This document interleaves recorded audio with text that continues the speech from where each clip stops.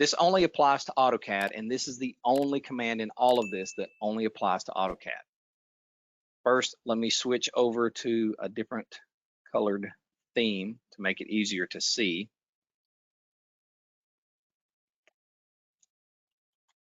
There's a command called Screenmenu. It used to be turned on by default. It's been turned off for a number of years, but you can kind of revive it. Use the command redefine, type in Screenmenu, it's reactivated. Now when I type in the Screenmenu command, it's an on-off switch. So 0 is turned off, 1 is turned on, and I have my trusty old AutoCAD DOS Screenmenu. Again, this is just for nostalgia purposes. It's not kept up to date, so there's a lot of commands that are missing from this, but it has all the functionality of old school DOS interface. So if you're feeling nostalgic and want to go back to it, it's still there.